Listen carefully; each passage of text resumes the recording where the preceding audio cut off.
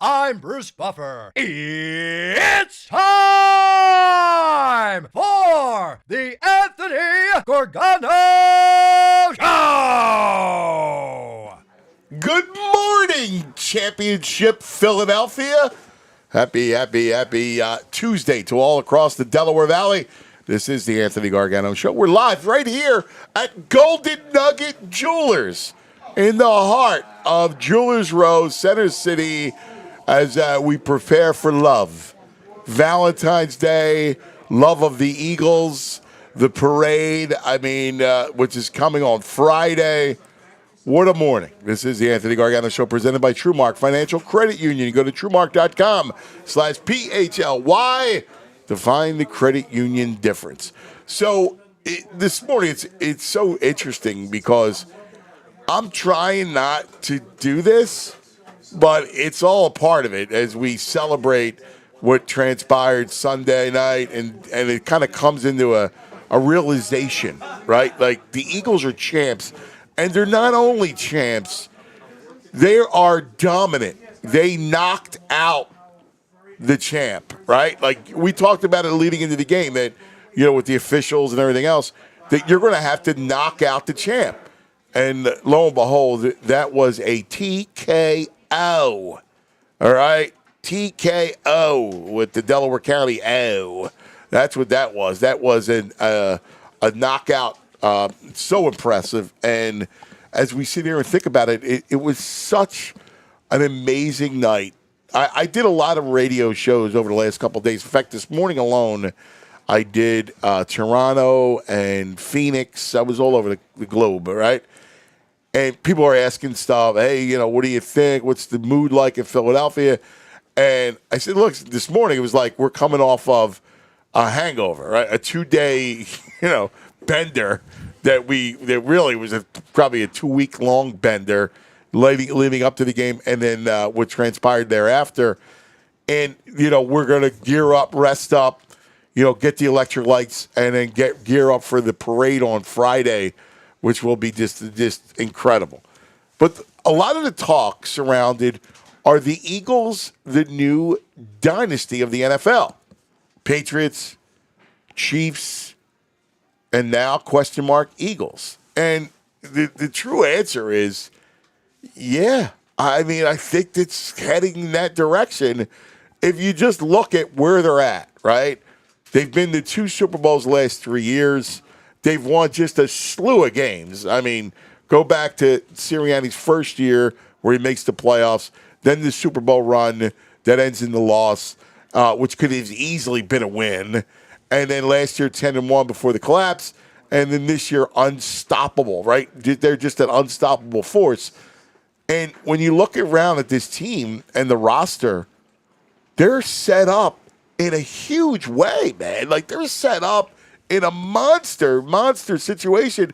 Their defense is coming back, and they're young. Look at this defense. We talk all year long about Jalen Carter and how he became a star. What Nolan Smith has developed. We saw flashes of Jalix Hunt. We love a Jomo, like all these dudes. We'll see what happens with Sweat. We'll see what happens. Obviously BG going to call it a career most likely. So you see what happens with that stuff. But the core of the line is young. The linebackers, right? You got Zach Bowen's going to get re-upped. He'll come back. You're going to have Nakobe Dean back healthy. Trott Jr. And in the secondary with the 2 stars, Cooper DeJean and Quinyon Mitchell. I mean, it doesn't – they're young. And Vic Fangio isn't going anywhere. Vic Fangio, this is the twilight of his illustrious career. He has already said he's staying in Philadelphia, and he's got a team he's got a unit that's going to be dangerous. Jalen is young. You get the core of the offense, the offensive line, other than Lane, who's going to be back, but Lane is really the only senior guy. Jordan Mailata is in his prime. They're going to lose Becton, probably. But, you got a great young, you got Steen ready to go. You got, Dickerson and Cam Jurgens are young. I mean, this roster is an impressive roster filled with a lot of youth. So when they asked me all morning, hey, well, are the Eagles the new dynasty? And it's like, well, they're set up, and nobody wants to come out and proclaim it, but they're set up to do a lot of damage over the next 3 to 5 years. They look that good, that strong. And again, they're a defensive, but they're a team that led by their defense and Hurts and Barkley, and that's all going to be intact. And this defense, going back and watching some of it, I mean, they completely dominated. Like, there was no room for Patrick Mahomes to do anything. That was the most, I think, impressive thing. When we think back to the game itself, it's just what they did to Mahomes over the first 3 quarters. When it was a wrap early. I mean, truthfully, after the Cooper pick 6, because it's 10-0, Eagles dominate, but they get they're in the game, and then when Cooper goes on the pick 6, now it's 17, and you're feeling great, and then it all starts to kind of fall into place, and it's a big party. But that defense was suffocating. In many ways, this team is a Philadelphia dream. This is the dream team all these years later because they win with a suffocating defense and a lethal ground attack led by their offensive line that can then go down the field as well. So, I mean, this is our dream. People are asking me, well, is it different than 2018? How is it different? How do you feel differently about it? And quite frankly, there's only one first, but this one was just as sweet because in this one, the Eagles weren't the underdog. This wasn't, blue snow or, some divine intervention of beating Brady and Belichick and the Patriots. This was, no, we're the beast, right? This team is the best team in the NFL by far. And that's what was on display Sunday night in New Orleans. The sheer dominance. The other thing is, I say this all the time, and I love it about the Roaring 20s, but we're entering into the country's 250th birthday. USA 250 will be next, July 4 in 2026. And Philadelphia is going to be at the forefront of all the celebrations. So it's only right that the Eagles show a dynastic approach during this period of time where the whole town is under a spotlight and we get celebrated. We're going to get celebrated. And this is just the beginning of it. It's freaking awesome. Good morning, VG. Good morning. Dude, it's a Philly dream team. It's like the song Dreams and Nightmares. It's an Andy Reid nightmare team. Yeah. This is such an anti-Andy team.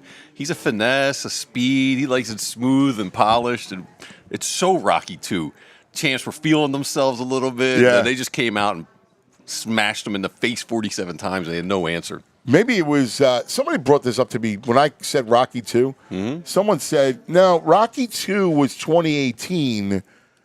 This is Rocky 3, right? You lose to Clubber in 2022, and then you come back and you beat Clubber's ass in the Super Bowl. I do love me some Clubber. Right? That is my favorite. And they went, hey, Taylor. You want a real man? Yeah.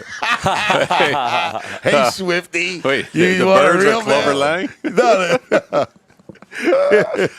It's just Pain. fabulous. Yeah, prediction, pain. That's it, man. And that's what it was. I mean, it was all pain. It's so familiar, that Tyson quote where everyone's got to play until you get punched in the face. And, man, the Eagles punched them early, and they had nothing. No response at all. No, it was something that, wow, man, what a game. Oh, my God. What I mean, To think that we're talking about the Eagles in a game like the Bears Patriots, because that for us in our generation, that was they a were the mythical, it's like bigger than life. That game was unbelievable. right. So I'm glad you brought that up, because the two most dominant teams in our lifetime were the 85 Bears and then the 2000 Ravens. Yes. Right? Yes. With that, They won with Trent Dilfer. right, and they had that ridiculous defense. And they were, they annihilated the Giants, Yes. right? Like, they completely annihilated. They dominated. And those two teams dominated. And what the Eagles did this wasn't Tony Eason, right? this Who was is the a quarterback, dynasty, they're right, saying. of the Patriots. This is the GOAT, or they're that saying. or that Giants team, right? Where it was like slop. This was Mahomes and a dynasty that they just pounded. I think Pounded. Oh my God! I think it's more impressive than that Bears Patriots just because of who they played. Way more. Yes, yeah, I agree. People are talking about Mahomes as the greatest quarterback ever. Andy Reid's maybe the greatest coach ever. They annihilated Annihilate him, and that's why this thing was pretty awesome. I mean, it was. I didn't think, like, I didn't know. I mean, we didn't know this stuff. Like, we haven't had a team win it twice in this short period of time. Right, I guess a team you win go, it go back twice, to the Flyers. Go back to 50 years ago. ancient history where the Flyers went back to back. Right, Yeah. Since then, the Sixers only won the one. The Phillies go 80 and then all the way to 08 and are buzzing around, but they never win it again. They had the chance in '83. Right, Came up short. Yep. they're not in this short period of time, and they beating in 3 Super Bowls in 8 years. I was just talking to my neighbor. Her daughter is 10. She's seen 3 Super Bowls and 2 Super Bowl wins. She's 10. My nephew's 3. Yeah. He was born in 22. So he saw He's 2 for 3 he was in alive bowls. for that one, and Yeah. then he got to see this one. I think I did 47 years and I saw one yeah. loss. Like, Yeah, I right. barely remember. Right. I mean, it's wild, man. It really is.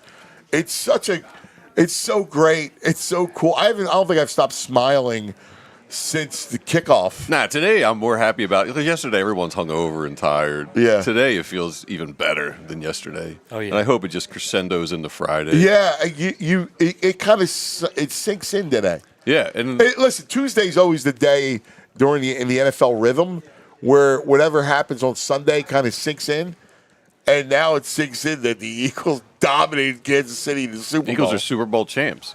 I turn on the morning shows, Get Up, all that, and because I was very confident. I don't love the dynasty talk yet, but it's all over ESPN right now. Well, it's like they're talking about our team, a Philadelphia football team. The national heads are talking about, is this the next dynasty? It's crazy. It's wild. Well, it's funny because that's what all day this morning. That's what it was. That's what it was. I mean, all day I got to ask that question. And here's again the response I gave. They're young in all the right places. Like, they're a young team. If anyone's going to be the next dynasty, it should be the Eagles. Right? I mean, they're set up for it. They got the pieces on defense. Bond's got to come back. Yeah, Bond's going to come back. Carter, Nolan Smith. I like this Jalen Hunt, man. I like him. I wish great. Milton Williams would come back.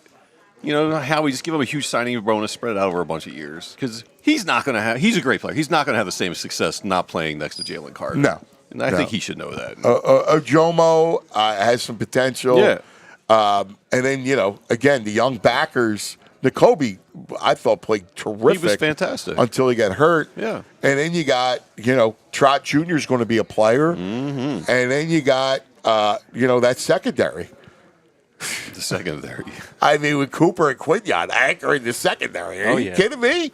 Like, what? Like, you think about that. Yeah, CJ GJ is really underrated too because He his is. attitude. I love his him. attitude that really propels his value. I think I do. on the defense. I agree. I think you need players like that. Yeah, I think you need attitude guys, especially on defense. and I love him, man. I do. I find him entertaining. I love the bravado. I love his whole attitude. It's freaking awesome, man. Like I do. I love that stuff. Awesome. I freaking love that. And then here's the thing. I know you're going to lose Kellen Moore. All right. Like I think this thing's on the tracks, right? Jalen, this year, Jalen took that next step into now it's your team. Like he called the protections, right? He got on the same page with the coach. Like they're all set. Like he knows who he is. He's comfortable in his skin. All the hate stuff will go away, and he'll settle in as the franchise quarterback. It was funny. My man Kevin Thorpe said to me, "So where does Jalen rank now when it comes to the quarterbacks in the history of the franchise?" And I think it's pretty obvious, right? Like he's at the top. As much as you and I we're Randall freaks, right? Yeah. We know the story about him, and they did him a disservice, the whole thing. And that's really it, right? Like Donovan had success, but Jalen Hurts is a winner. He showed you he's a winner, right? Like he gets to the Super Bowl 2 years ago. He wins a ton of games, and then he finally wins the Super Bowl. He's the MVP. He had a great game in that Super Bowl, He too. did. Yeah. And again, I equate his style to Magic Johnson playing point guard. Right? I love it. He's my favorite point guard ever. Right? Love Like doing everything you need to do to win. Hey, there's times when I need to be the guy and score, right? That equates to there's times for him to go down the field. There's times when I need to read it and make the right pass. That's on an RPO. Right? Like I need to be the leader, the quarterback of the offense. That's what he does. Right?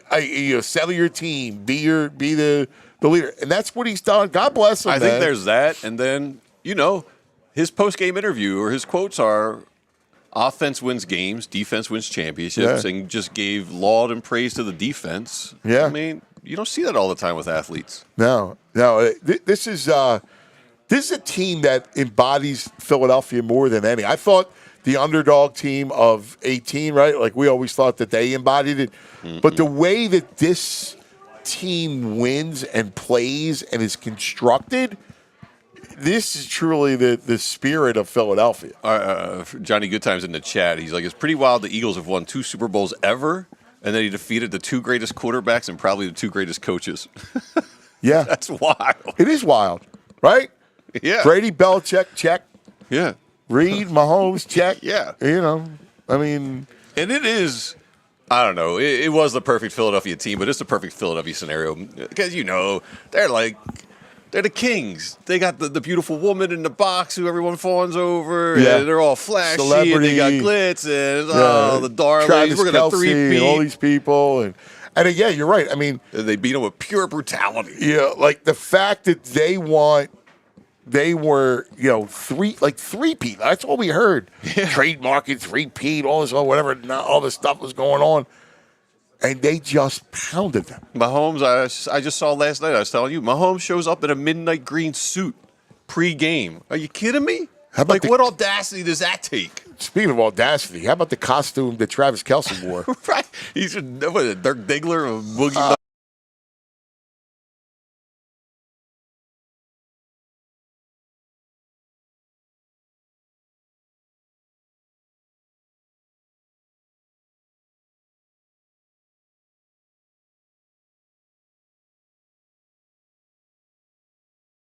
Hey, listen, ultimately they were a great team, right? And they got dethroned by knockout.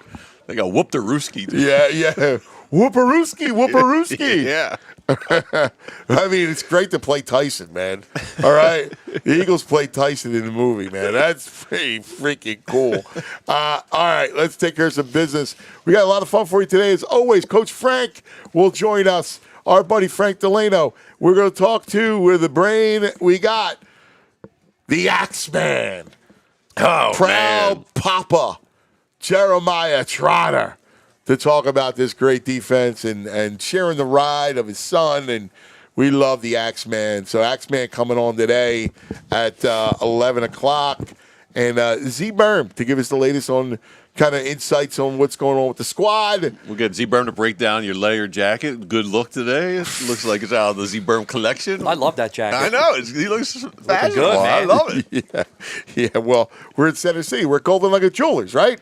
It's where Philly gets engaged. Dude, to see the operation before they open, what it's like in here. I love being backstage at concerts and stuff. Being backstage here before they open, that's like All the jewels. so coordinated. Everyone's rushing around, Yeah. getting the jewels out. Yeah, it's great. Listen, Valentine's Day is coming up, right? What's today? Today's Flex 24. I didn't 11th. remember. Someone's giving Brain a shout out because this rarely comes in. I got to do it because I guess he got John Collins rebounds right last night. Someone wants to give Brain a shout out. Way to go, John Collins. rebounds. And my man was right back at it. Anthony Eagles covered. He went right back to the Braid squad. Good for you, buddy. We like it. Hey, let's talk about TrueMark. I know our friend Kelly Body, the CEO of TrueMark Financial Credit Union, she's been on a She's on a probably cloud. still got her face painted. Yeah, she's on a cloud. Yeah. Our friends over at TrueMark Financial Credit Union, good people all around serving the community.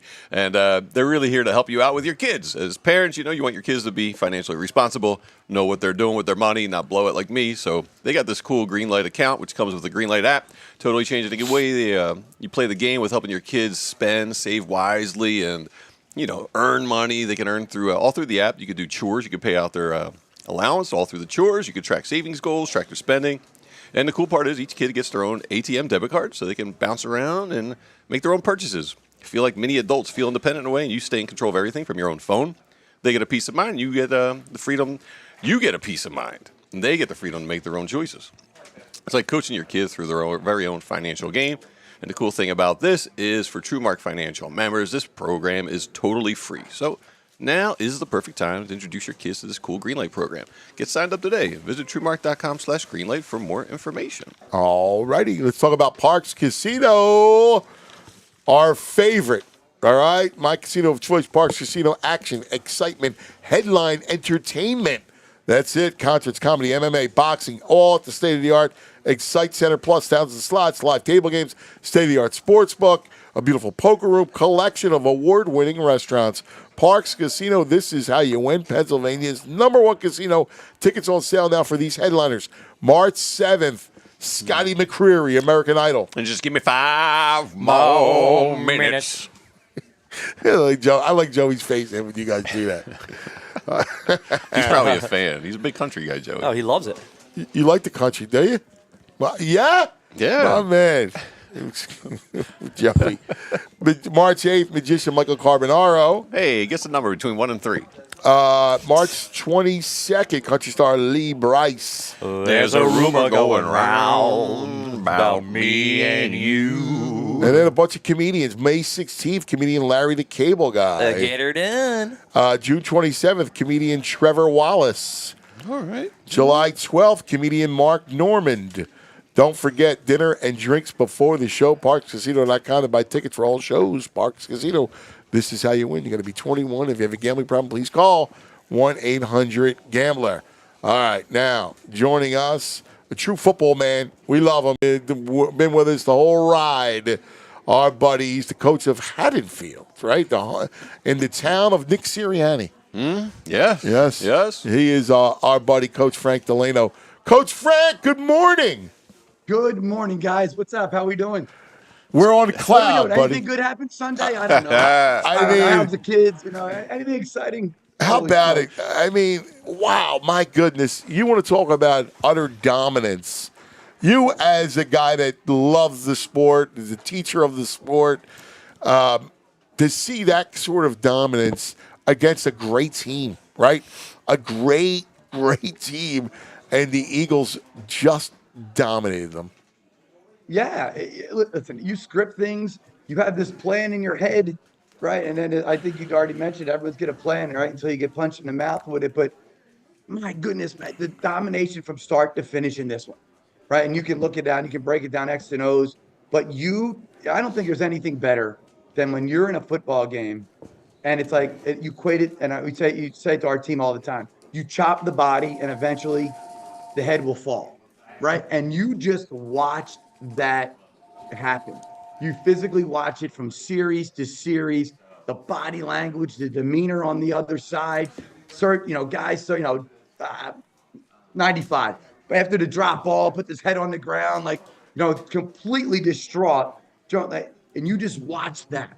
And the flip side of it, I think one team man went in like with a chip on the shoulder. This is week 21, confident, swagger, right? One of them, and I think, man, Eagles went in expecting to win that thing, and it kind of came exactly the way they thought it was going to happen. It's kind of crazy to say that, right? Yeah. It's funny. The early in the game, the camera goes to Andy, and you could see. I know Andy well, and he had a look. He wore the look of worry. He wore the look of, I don't know how I'm going to figure this out against that sort of pressure up front. And the reality of that is true, especially when they weren't dialing up anything crazy or exotic on this. You're getting home with 4. And if you're getting home with 4, it's going to be a long, long night. You're thinking about how you can help, how you can add adjustment, how can you add on the protections? Are we going to chip? What are we going to do? And even in the second half, when they started to try to do that, it still didn't matter. No. Right? It still didn't matter. And, we talked about it when you said they brought Batuni in, they moved him out to tackle. Well, you got to Hunt over there and Sweat. Didn't matter. He was ending up being displaced in the Mahomes' lap all night. And it was crazy. And not even, and you even look at some of the picks, the alterations in throws, and then all of a sudden you got Patrick you see his feet going. Not typical Patrick Mahomes feet where that fourth down where Vontae had to pit, the bat down. Man, you had a seam route up there because what? He was anticipating bad protection at that point, right? And you can't assume that as a cue. You got to stay true to your rhythm. But that whole line of scrimmage is now 4 yards in your backfield every play. It makes it hard. Listen, you teach at the Manning Academy, the Manning Passing Academy. You study that position. And that was something that was wild to me because I've never seen Mahomes look harried and happy feet. I never saw that before. And listen, I mean, there's a reason for it. All that pressure up the middle, you can't chip that A-gap pressure, man. That A-gap pressure is just lethal, right? When you're getting that kind of pressure up front. Now he's spinning, he's pirouetting, and there's nowhere for him to go. They caged him really well. Correct. And you had speed on the – it's a perfect combination, quite frankly. You had speed right between Sweat, Smith, and Hunt. And by the way, there's no one does anyone blow up a guard and trap block as good as him? Oh, my God. Right? I mean, dude, he is a player. It's amazing listen, how he's so strong. You watch some gap scheme football where Andy's like, all right, we're going to try to smash it at you.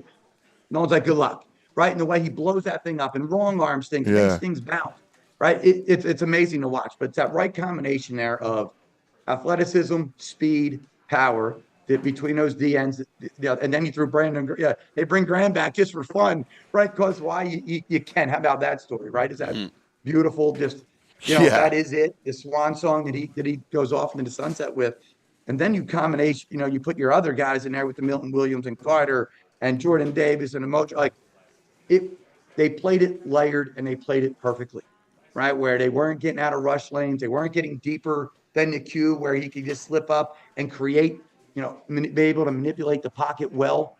It was perfection from that standpoint, and it was just fun to watch because then the back end just did their thing. Right? Well, what I love too, because I love what Fangio did because, he started in pinching in, right? Like, normally he'll give you that and be underneath. He started pitching in because he saw that they were being suffocated, and it's easier to now pinch in, and now you got nowhere to go. You don't. And then when you know you're in good shape when you're seeing a quarterback, instead of being eyes downfield, you see him looking down, and where good quarterbacks, elite quarterbacks, feel protection. They don't feel issues, feel pressure rather than see it. Where he was doing both. He was seeing it, he was feeling it, and running for his life. So now let's go to the flip side, right? Let's go to Jalen, right? And I'm dying to hear what you saw from Jalen on Sunday. Yeah, right. Like you could arguably say he made one bad throw and maybe just an off communication on one. Right out of the gate, that first drive, even though that whatever we want to sit there and argue about a pass interference call or not, but you just saw a guy who was in control like he was the whole playoff run, checking in the plays, knowing where pressure was coming from, feeling it. And I think right out of the gate, when that ball went down the sidelines to AJ, it got called back. But even that's got to put something in your head. If you're Coach Spags going, I dialed up pressure, he immediately had the answer. Right, here we go, because we talked about this on the show a couple of weeks ago, right? How are you going to play this? Right, how are you going to, because then you're going to leave yourself and your corners into some really bad matchups, which would then allow you for what? Play action shots. We had this conversation, right? And then right after the fourth down stop, it's like, here it is, dial it up, put the dagger in. But you just watch the calm, the poise, the demeanor of Jalen saying, I got us. We're good, right? And even that was it. The one miscommunication down the sidelines where it was, a third and 6 short, 4th and short again, where they tried another fade ball. He tried to back shoulder it. AJ saw it as a go ball. That was it. But other than that, man, he was flawless. And then both in the run game, making good decisions, right, and getting the ball out. It was great. He was absolutely great. You know what's interesting is that Spags made the decision that he's going to take away Barkley, right? Like that was it, and they did. They did. But you saw on tape that when it came to man beaters, AJ Brown's going to get you, right? And look, they did it with Dotson. Dotson right out of the gate. Yes, right? I mean, it was interesting because listen. I love Spags and know him, his dear friend, the whole thing. He's a good friend. But I was kind of surprised. Like I knew you got to take Barkley out or slow him down, but leaving those guys outside, that was playing with fire. It was. It absolutely was. And the thing is, with the Eagles, I believe what they did a great job in play calling of staying consistent with it. Right, saying all right. Barkley ended up with 25 carries on the night. And that is what allowed, again, that play action shot to Devontae. And not to completely abandon it. It was clear. That game plan was Saquon is not going to beat us. We talked about it too with, I think our example we used was Goddard, maybe potentially having a big day. But now all of a sudden you have Dotson now, 2 big catches early. Now you're like, that was not a part. That's where you tip your hat and say, okay, that's a complete 4th or 5th option potentially in the Eagles offense.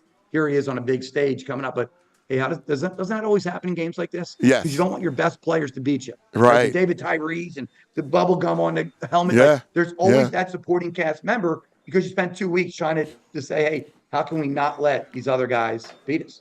Well, So I'm real curious about this in the journey of Hurts and you mentoring young quarterbacks and teaching young quarterbacks.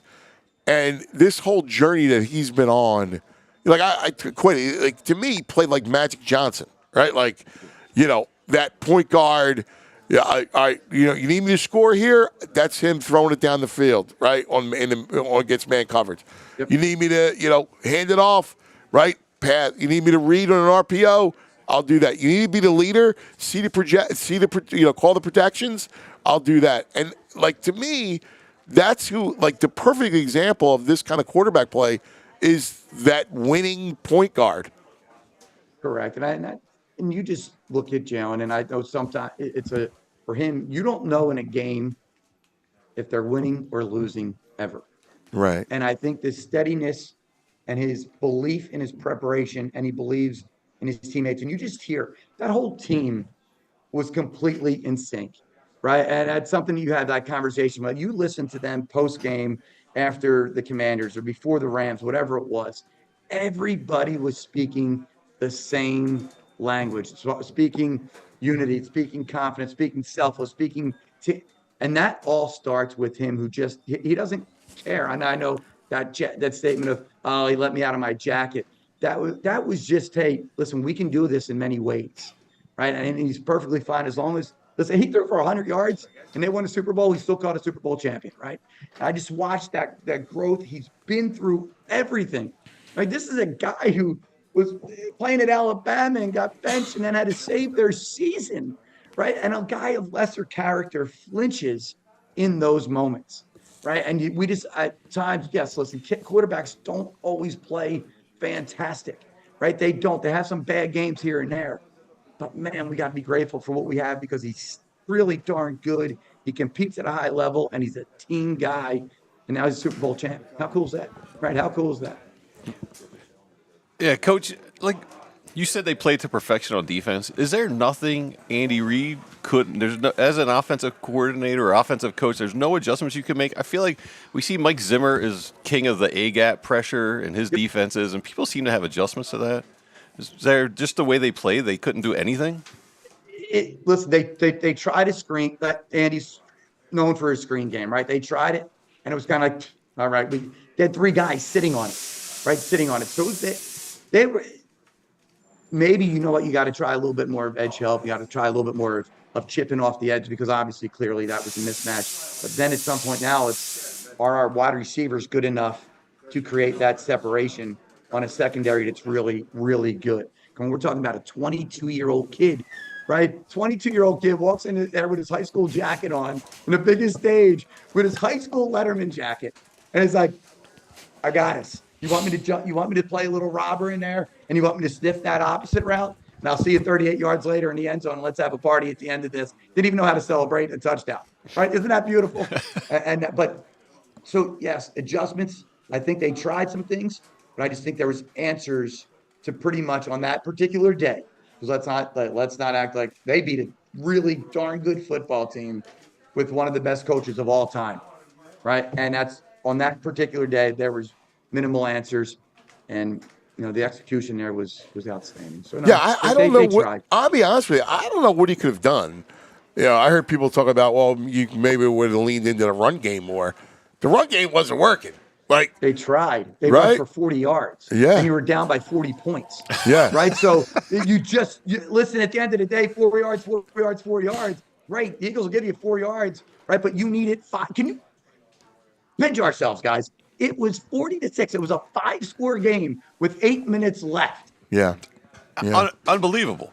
And early on, there was really nothing you could do. Like, again, when you're getting blown up front like that, well, you can't bring in 5 new guys. No. Right? You can maybe try to bring in a guy here and there, but that's something obviously that's going to be addressed in the offseason on their end because that can't happen, right? That can't happen, especially in a game like that. But man, it can if you're an Eagles fan, right? Yeah. It can if you're an Eagles fan, and it's a beautiful thing. And that's why Friday we're gonna have a fantastic celebration in the city, right? It's gonna be awesome. Do you use that? Time, right? Do you use the, what happened as a lesson for the kids in your squad?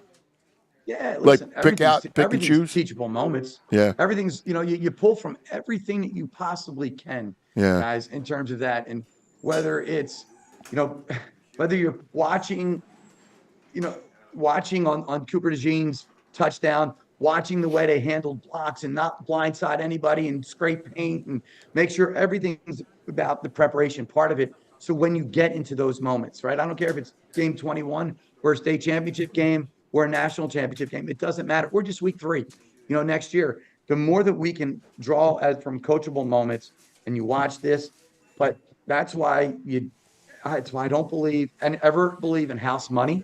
Right. That statement to me is false. Oh, because you never know. As good as the Chiefs are, you never know when they're getting back there. Where even when a team who's, I spoke this weekend down in Baltimore, right? And a lot of Commanders fans were really, really, I'm like, hey, you guys had a great run, clearly.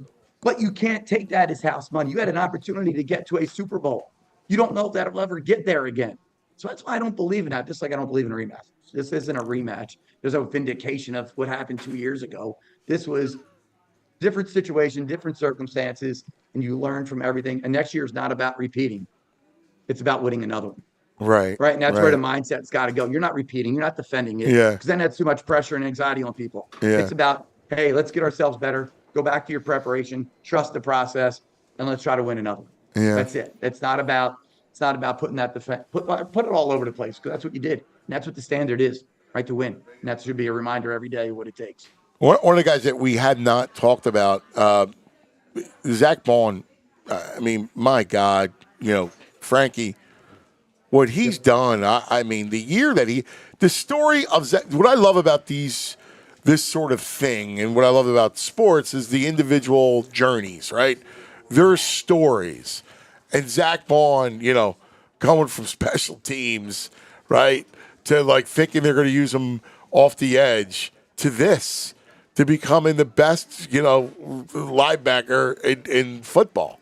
I mean, it's unbelievable with the year he had, and then he has the interception. We're all biased because we love this, right? There's the beauty, and also listen, the hardship. I get it, but the beauty of athletics, right, and the beauty of getting an opportunity, the beauty of somebody believing in you, the beauty of a chance, right? And I mean this, and now it comes full circle to where he started his career in New Orleans, and you're like, holy smokes, I'm playing in the Super Bowl now, right? But it's awesome, right? And that's a guy, you're right. I can't get in. We can all project. We can all sit there and say, this is what has to happen, but who the heck knows how he does and what he's got in store there, because obviously they always put a product together now on the field that is competitive. You hope the 53 becomes a guy we see wearing green for the next 4 years and sign him for a 4-year deal. But there is some pieces. That's why like you say, you don't believe in rematches and things, but you believe in great stories and you believe in great teams. And let's use our old friend, Coach Shiro, right? This group's going to walk together forever. Yeah. Right? And that's football immortality right now. Fred Shiro. You just got it. Didn't think I'd hear that name today. Football immortality of you're going to walk together forever, and the beauty of teammates, the beauty of team, and the beauty of selfless play. They didn't care. Yeah. They didn't care who made plays. Yeah, and you watched it, so it's good. And yeah, how can't you love a Zach Bond story? How can you?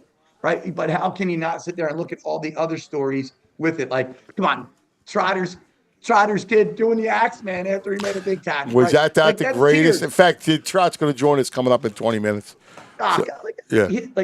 Jeremiah Sr.'s got to be crying his eyes out watching that moment. Yeah. Right? It's the beauty of athletics. It's the beauty of this game. And there's so many of those stories, whether it's from where you grew up, what you did, all the specific journeys that go. Everything's teachable moments, right? Everything's teachable moments. And that's the embrace what we got, right? Yeah, and man. The opportunity. And this is a time like no other in Philadelphia, right?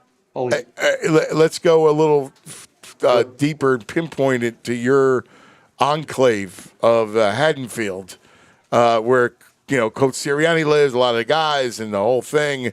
What's it like? What was it like at school yesterday and this morning and around town? School's fun. And listen, I said this to you, and I said it. My daughter, actually, when we're watching the game, she's like, Dad, I've never seen you cheer like this in an Eagles game. And I'm not. Right, you're coach. Yeah. There's people and there's relationships behind this. I'm going to be very where at the end you're able to send text messages to 10 different coaches, appreciate what they've done. Coach Washburn and his family having the opportunity to coach his son with us, right? To know all the different people that have something to do with this, including one of our alum, Phil Baya, who's in his 11th season now in the scouting department for the Eagles. He's now the director of player personnel. Talk about a young man who had a vision of what he wanted to do for the rest of his life. In third grade, when I just started, he wrote a term paper, literally a term paper about the characteristics of good quarterback play. He reached out to Brett Favre. He reached out to all these different people. He wanted to be elite in third grade. You're like, this kid's going to be special. And now he ends up one of the greatest all-time from number standpoint, kids and families that ever come through our program. His brother Matt wasn't bad either. Ends up going to Princeton, starts in the secondary. He's now the 11th year with the Eagles in the scouting department, worked himself through. Now he went to the Southeast Scout, and now it's director of player personnel, Phil Baya, and he's been an amazing guy. So now he's got 2 rings.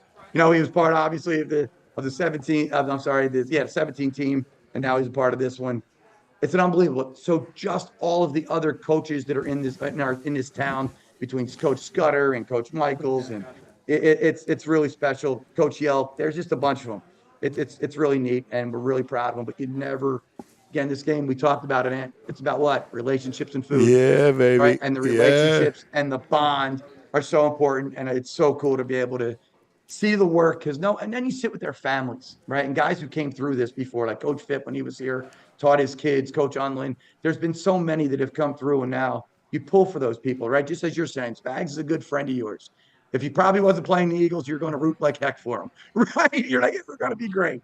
But you're just awesome, and it brings a tear to your eye because you know the investment, the heart, the critics, and how the undue criticism that they get at times.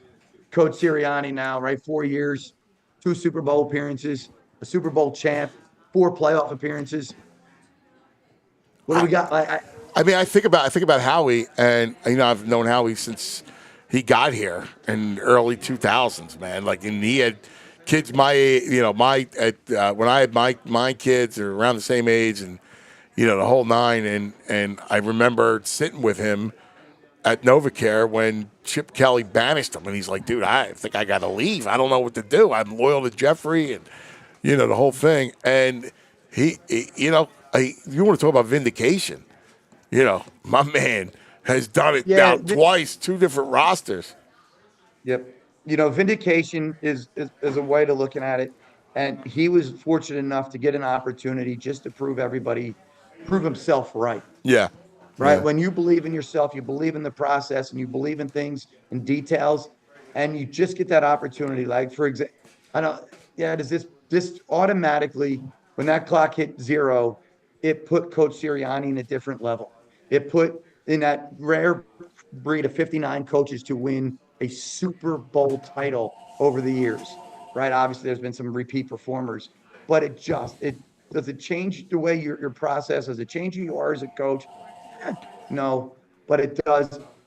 Fair or unfair, guys, it puts you in a different conversation. All of a sudden now but Dan Marino is not a good quarterback. Right. He's a Hall of Fame quarterback. But all of a sudden Jalen Hurts is in a different conversation now, right? Because he's got one. He raised one. Nick Foles was the greatest quarterback in Eagles history, if you ask some people, because he played great for a 3-game spurt and did something that our community's never had, right? Well, now you got to talk about, one of the best of all time. There's no doubt that list has to start with number 1, right? Oh, yeah, totally. We set it up here. You're spot on. Frankie, I'm so glad you got to enjoy it, brother. We'll be, we'll be talking soon, the whole thing. You know how it is. You're a part of it. So we're going to miss you guys, man. We're going to miss you guys. No, man, you ain't going to. We're going to all season to talk about. All right? So, that's awesome. We'll be talking football 365 around here. You know that. We'll do like a math homework helper. Yeah. We'll bring Coach on and do some math help for the kids. We're going to get you're going to be our guest in here one day, buddy. I look forward to it. Sure. You're going to coach. You're going to teach it up. I look forward to it, brother. I love it. I love it. Thanks, my brother. Best of the family, Maddie and your wife and daughter. God bless them. All right, buddy. Hey, thank you, guys. Hey, let's enjoy Friday too, right? Yeah. That's it. There he is. Guys, thanks for everything. Appreciate it. Coach Frank, who's been with us all years. That dude. Yeah, he's unbelievable. Now let's go to the break. Brain. Sorry, we'll just Brain's go right. video is broken, so we're gonna Just go right to Brain. Brain it's fine. is the brain. Here he is. Let's go to him. Hello, Brain. Good morning. Congratulations morning, guys. on How your are you? John Collins. Did you have a Tom Collins to celebrate? Yeah, John Collins did get his 7 rebounds. God, by the way, NBA, guys, pretty interesting. I'm interested to see how this Lakers team does. I know a lot of people think, and I don't get this, I'm curious you guys take, when that trade happened, obviously the initial reaction was like, what the heck is Dallas doing? But then the second reaction I thought was LeBron like, and Luka how are play together. How are LeBron and Luka Doncic going to play together? And I'm like, wait, these are 2 of the best Yeah. players of all time. Like, Yeah, I don't think it's going to be like putting me and you together playing. How's this team going to be good? This is LeBron James and Luka Doncic, and I'm like, I think they're going to love playing with each other. They'd love to play with guys that are selfless, that like to pass the ball, have a great basketball IQ. And Reeves on top of it. Again, if they had gotten that trade for Mark Williams, who was one of my favorite players, I know they failed his physical, but I really would have liked the Lakers as the second best team in the West. Yeah. No, I feel you. I do. And, I didn't understand that talk either. But we got football in the brain, bro. Amazing. Like it's unbelievable. Did you look at the odds for to get back? Stop it. Who you talk? Of course. Yeah, I have to do that stuff. Yeah, I have to do that stuff. Yeah, a couple things that I think potentially have some value. That's just based on me maybe speculating for what's going to happen for next year. I usually never will look at the favorite just because, not because they're not great teams, but just because it's hard, right? It's so hard to win. And you're looking for value. You're looking for bigger numbers. Yeah. I saw one yesterday that I was like, huh? I think the Chargers. I was like, Anthony, I took them. That's did you one of the really? 3 teams I've taken. Yeah. I took the Chargers. Yeah, I got 32-1. I was like, you're giving Harbaugh 32-1? So to get to the Super Bowl or win it? Win it, but I would take. I mean, I would look at it in the AFC. I think they can win the AFC. That was that. I took the Chargers. Yeah. Yeah, there was one more. Denver looked like it had some value too in the AFC. Can't get there on Denver again. Theoretically, you're choosing between Denver and San Diego. The Chargers, and same division, similar kind of concepts. Yeah. Good coach. I just like the Chargers better. I do too. I do too. Cap. I'm just thinking about I looked at all the odds and what stood out as value, and If I was them, I would make a big run potentially for Myles Garrett too, to maybe not re-sign Khalil Mack. We'll see what they do.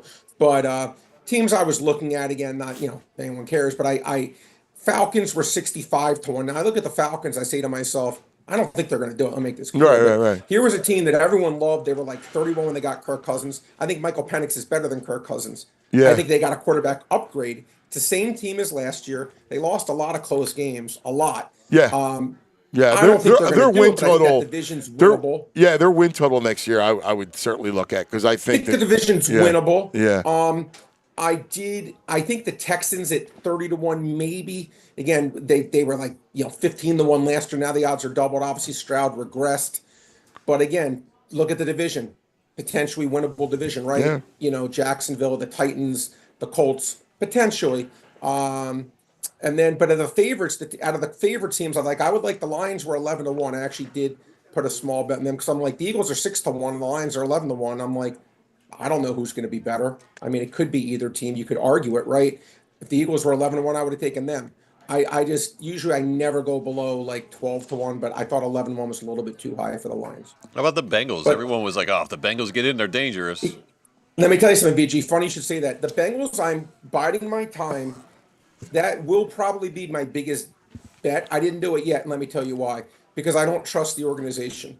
I need to make sure they resign Trey Hendrickson and Jamar Chase without drama, because the Brown family has always been very rigid in how they run things, so to speak. Cheap. Yeah, cheap. Yeah, Victoria's favorite word, cheap. But anyway, with Trey Hendrickson, I think it's most sacks in the NFL the last 5 years. That's a huge thing. If he said he's put up with it for 4 years in a row, he wanted to renegotiate. They said no. If they were to lose him, VG, I cannot back that team. But if he comes back, they're 20-1 area. That's a team. Absolutely. You get 20-1 for a team with that kind of offense, with that kind of potential. Now you're talking, that's what I like to see. I agree with you fully on that. Pretty soon we're going to have to turn our attention to baseball futures, man. Yeah, I'm okay with that. You know what's funny? I was thinking about this the other day. The next and most important game, the next most meaningful game in Philadelphia. Opening day. Well, meaningful. Like opening day, without a doubt, would be opening day, but really will be week one of the Eagles. Yeah.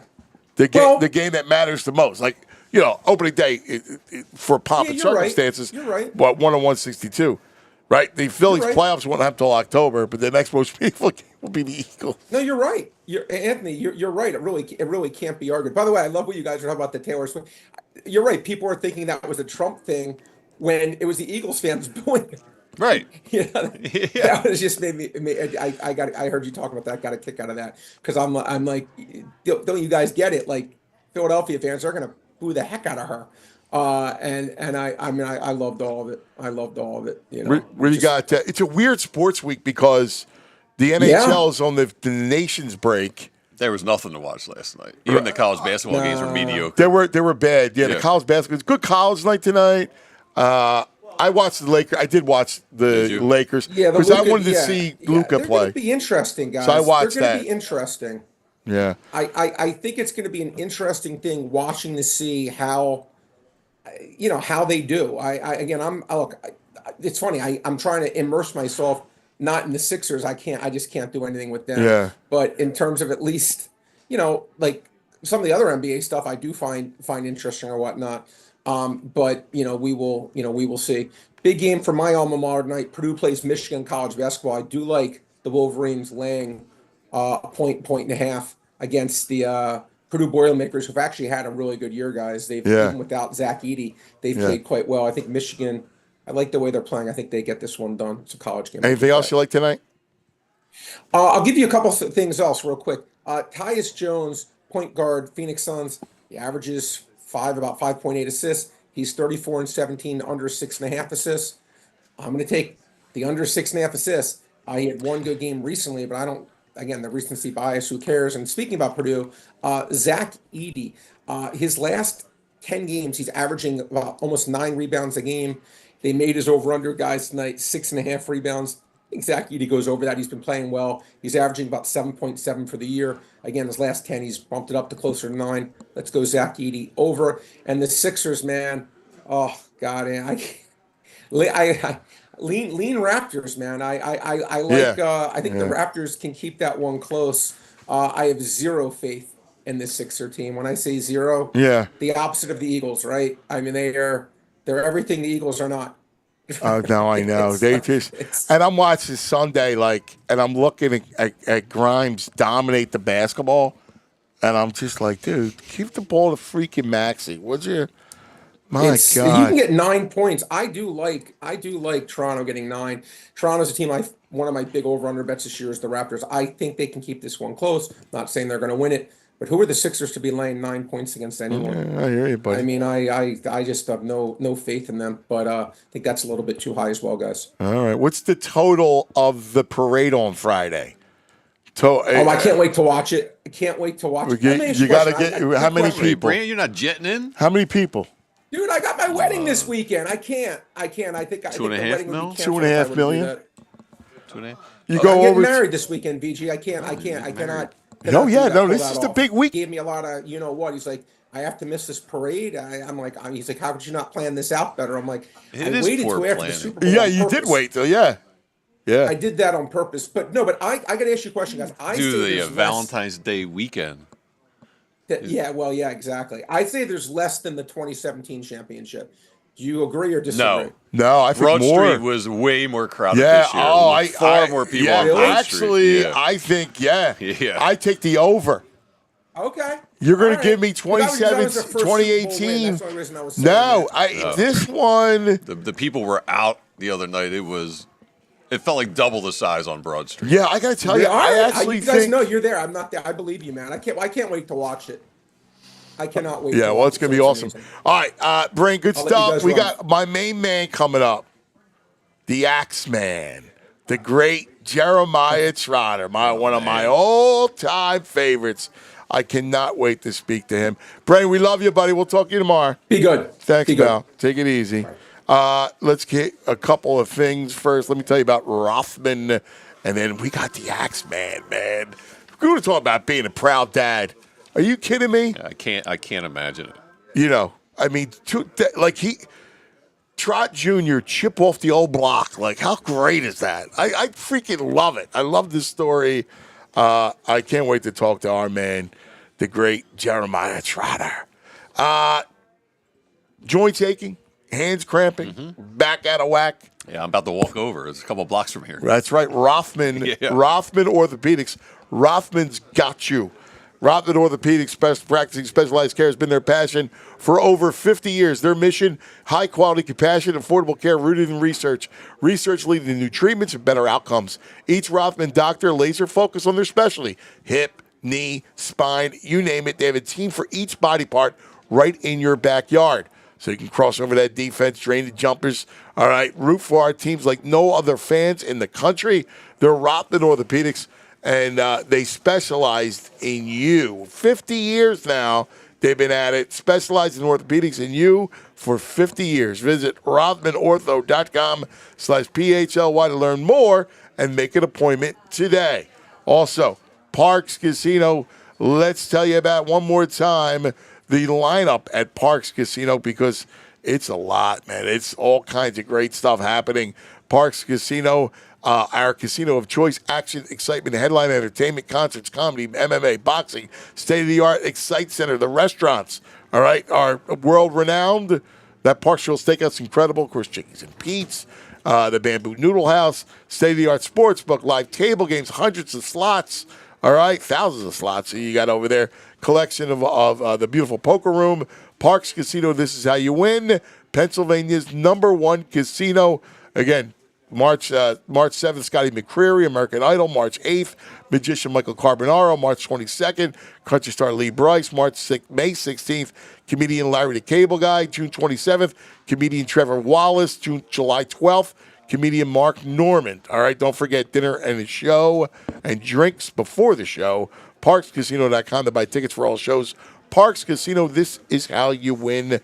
You got to be 21. If you have a gambling problem, please call 1-800-GAMBLER. This portion of the program brought to you by Rite Aid. Go to riteaid.com for your nearest store and pharmacy. And now, joining us, let's go to the Axeman, Jeremiah Trotter. Yeah. Super Bowl! Super Bowl!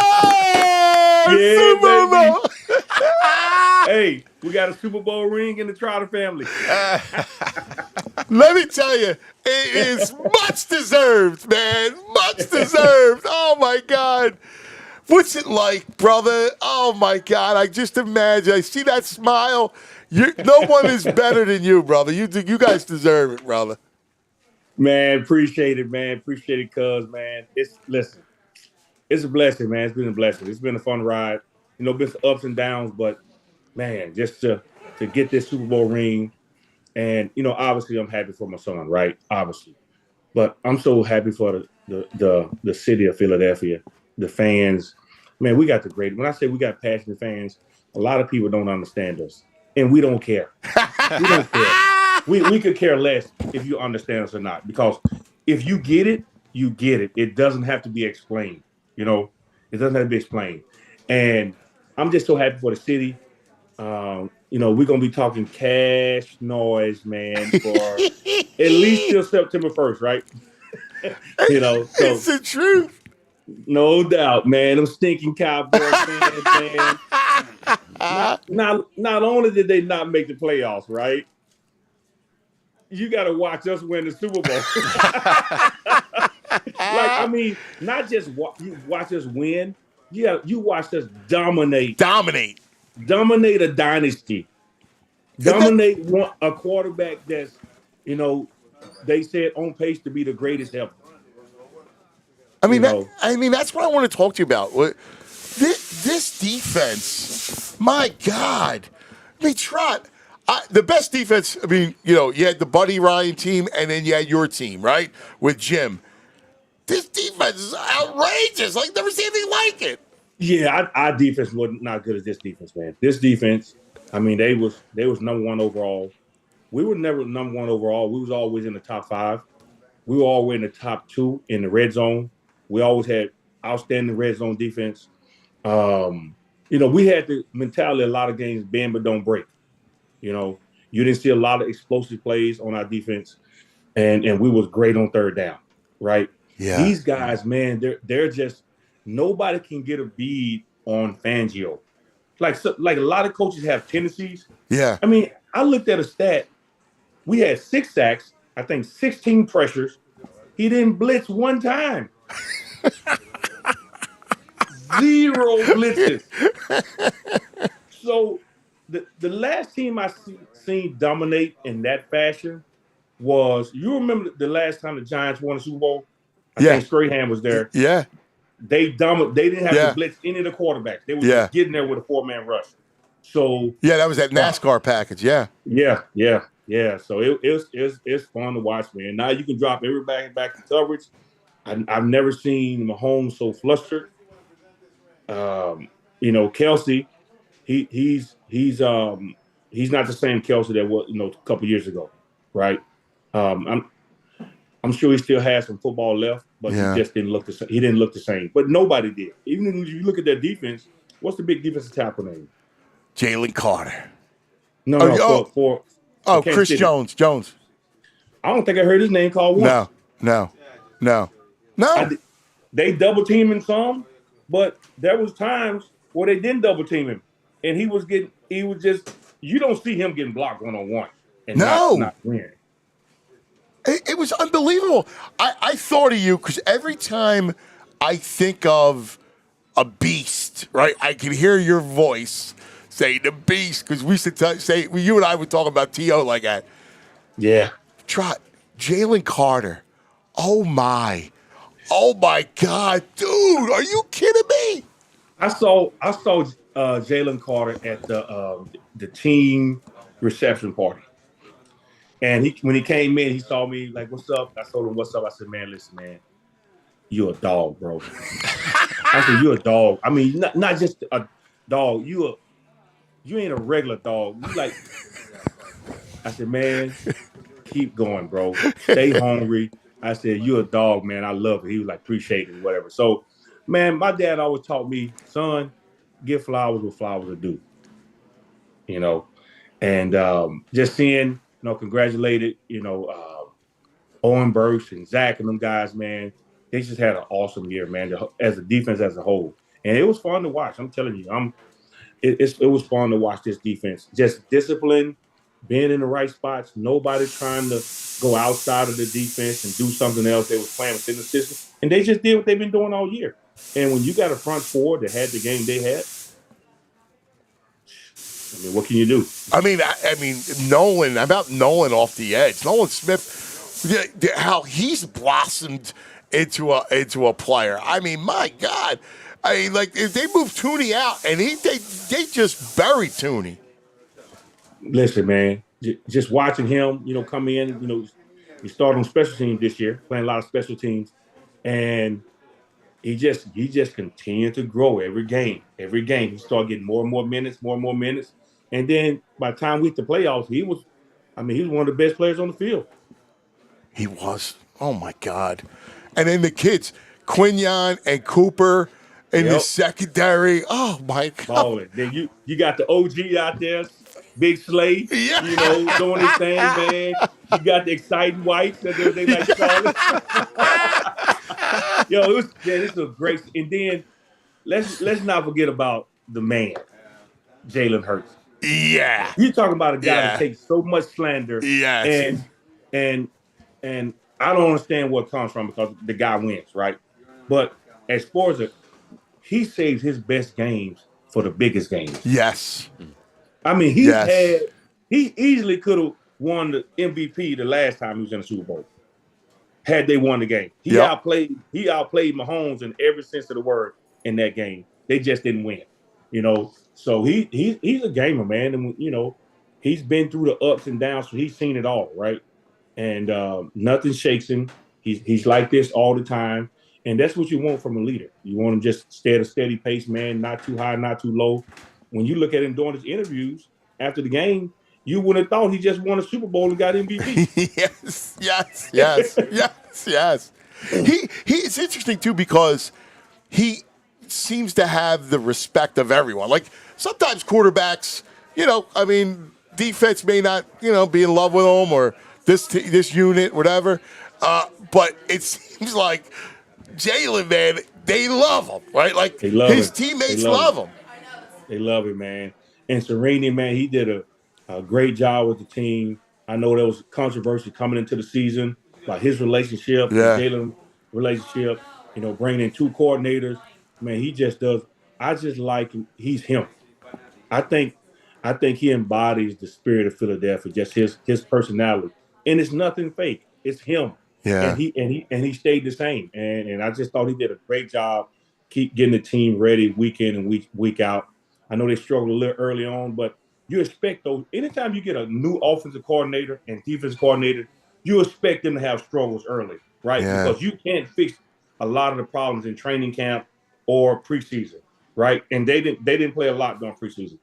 So you expected that. But man, after that Tampa Bay game, something clicked, especially on the defense side of the ball. That's when you really saw them just take off, and they got better and better every week. And then Saquon, he's been doing his thing pretty much all year, right? This was the first game I seen them really kind of hold him in check. But you expect that. They had a mindset. We're going to load the box, and we're going to make Jalen beat us. And guess what he did? Exactly. You know what was fascinating was the story of Zach Bond, and you could talk to this better than anybody, right? Like, people thought that he came over, he was a special teams guy, they were going to use him on the edge, and Fangio says, no, we're going to put him in the middle, and he's going to be a linebacker. And, I mean, has he not, like, what is this, what do you see? Because I want to go into your brain and your eyes about what he does, because he's just always around the ball. He's always around the ball. He plays within the defense, man. He understands he can line up on the edge because that's what he played in college. I think that's where they use him a lot at the Saints. And he's a smart player. And he's a really good guy too. Just easy to root for. I'm talking about just a great person, man. I haven't spent a lot of time around him, but the times I have seen him, just a really good guy. So, and he had an awesome year. I think he got bamboozled on the MVP. I thought he was the MVP of the league, but you can't take away from what he's done and what he's meant to this defense this year. So when Junior does the axe, oh man, what did that feel like? Well, because I almost cried. I could only imagine you. That was the only time I got a little emotional. I didn't cry, but I got a little emotional. Obviously when your son is in the Super Bowl, you're excited, you're emotional. But when he did the chop, man, because it was intentional. He was waiting to make a play to do it.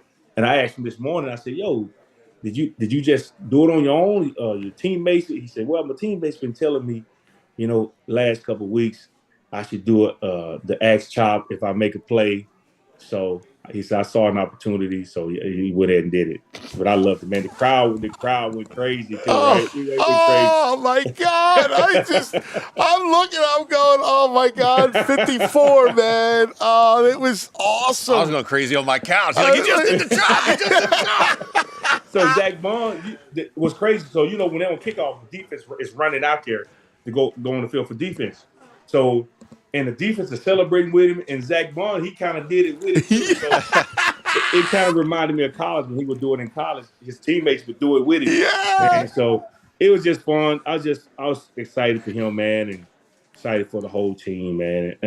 And just seeing all the pictures and the videos of Philadelphia celebrating back home. It was a great weekend. The weekend was epic, man. Epic. What was it? What did you tell him before the game, leading up to it, and, sharing this whole journey? Because, you've been through it. Like, you've been through there. You were at the Super Bowl.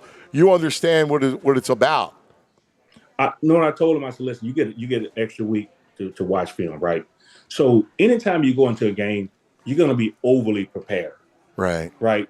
That's why in the Super Bowl, it really comes down to who makes the least amount of mistakes, right? And who can dominate the line of scrimmage, right? And so you're overly prepared. There ain't a lot that they could show you that you haven't seen because you got 2 weeks to prepare. And I said, just overly prepare. Once all the cameras and the media and all the glitz and glamour, once all that stops, it's just football, right? Football The field is still 53 yards wide. It's still blocking and tackling. So just go out there, play fast, play free, have fun, enjoy it, try to document as much as possible behind the scenes, because you never know if you ever get back to that point, you know. You know what? I not lost in this whole thing is I remember living this with you, and that you had that dream and you had that epiphany that, you know, when you texted Andy, like you called Andy, and Right. you the whole thing. And now I'm thinking all these years later that kind of relationship that you had with him, and then we're at the Super Bowl, it's your son, and you look on the other sideline and there's Andy in red. It's got to be surreal for you. It is, man. You know, and typically when the Eagles are not in it, you're rooting for Big Red. Yeah. Right. You're rooting for Big Red, and you know Big Red is a great coach, man, Hall of Fame coach. But this year, when the Birds in it, yeah, not a chance. that's right. Not a chance, baby. And that's the thing. And I'm glad you brought up, you know, this city, because, man, everybody loved you, and the town was beside itself when the Eagles drafted Junior, and it was like, oh my God, this is the greatest thing, and they were genuinely excited and happy, you know, to welcome Junior, because they love you, and then now they love Junior, and they see what kind of player he can be. And I just think that embodies what we are as a community, as a town, as a football family. Like, we're all about family, Trott, and you're the first family of Philadelphia football. Yeah, and it makes me emotional talking about it now. I just know how they embraced me, how I fell in love with the city, and then, you know, how and Mr. Lurie drafted, you know, Jeremiah, man. It's man, I couldn't have written a better script, right? And, you know, get to wear my number, and the way the fans embraced him. It's like when he I know he started the one game, and the one game he rotated towards the end of the year, and he went out and played very well. He got the game ball for one of the games. Him and Owen Burks got the game ball, and it's like the fans just waiting for him to make a play to celebrate him. You know, even when he was on special teams, he make a tackle. You know, they're just ready to celebrate it. And I love the fans, man, how they embraced him. It really touches, means a lot, man. It means a lot, just the way they embrace their own, him as a kid running through the locker room, you know, and growing up an Eagles fan, you know. I gotta it's great to see. I gotta say this, because I admire you. You're an amazing dad. All right, you know, to all your children. You're a beautiful father. You've had tragedy strike with Tammy, and you are there. You know, you've been with your boys, and you've been with your kids throughout this whole journey, and in their lives, a big figure, right? You used to talk about your dad, and you know, I think about you as a dad, and you're with them, man. And I just want people to know that you're, you know, as much as I love you as a friend and a football player, I admire you as a father. I appreciate it, man. You just you don't have a script, you know. And I had a great example too, right? I had a great example, man. My dad, I always tell everybody that if I could be half the man my dad was, I'd be satisfied with that, you know. So you don't have a script. I had a great blueprint, right? But, you know, I just tried to do my best, man, and trust God, be supportive, be there for him. And, you know, what I didn't know, I prayed about, you know, or I asked questions of people that was, you know, especially when it was time for them, my kids to go to school. You know, I would always ask people that had dropped their kids off school, you know, how'd you deal with it? How tough was it? So I was preparing to drop my kids off at school when they was like 10. You know, so, you know, you can, and I was ready, man. I thought I was ready anyway. But it's been a great journey, you know, just watching Jeremiah grow from Little League and to going to the prep. Yeah. Prep. then sending him down to Clemson, playing 3 years, 2-time All-American, man. Just as a father, and like I was just talking to my one of my best friends this morning, like his rookie season is over like that. Yeah. That's crazy. It is. It's insane. Is it me? Does it seem like the season went by fast? Oh my God! It was like lightning. I'm like, every week I'd say, slow down. Yeah, we was just kicking off in Brazil. Yeah, exactly. Oh my God! It's funny. I see my own kids because both of them are playing, and like my Anthony's a freshman at St. Augustine Prep, and his first freshman season's over. And I'm like, oh my God! Like, dude, we got to prepare, man. All of a sudden, like, you got to get you ready for JV varsity, man. You got to go. Yeah, man, the little one, the whole thing. I'm like, he's in 6th grade. I'm going, oh, damn, dude, we got to get you ready. Like, it goes by so fast, man. It's a lesson to everyone. Yeah. Listen, man. Father Time is undefeated. Yeah, baby. Father Time undefeated. Guess what? You look great, brother. You are. Hey, appreciate it. Hey, man, listen. It was time, man. I did an appearance with Junior back middle early the season. And I was autographing something. So I bent down on the table to autograph something. They were videotaping. They was getting filmed, right? Yeah. And I saw it on Instagram. And I saw the top of my head. Cause I knew it was time. I said, I think by the time I got home, I was halfway. You in the car? I can get rid of that piece. Trott, I feel you, Trott. I looked a hot mess. Cuz you must got good genes, cuz. You got good genes, man. That's awesome. What's your plan for Friday? Man, yeah, I'm gonna go. I'm gonna go.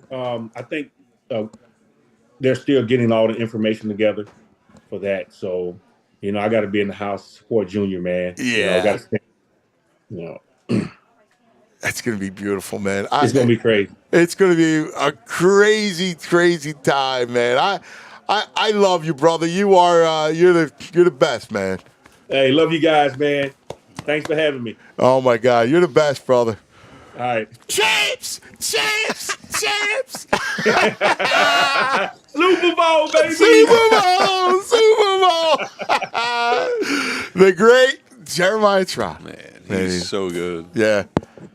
What a beautiful guy. He's he's salt of the earth. He really is, man. He is he's one of the best. Some of my favorite times spent with him and Ike.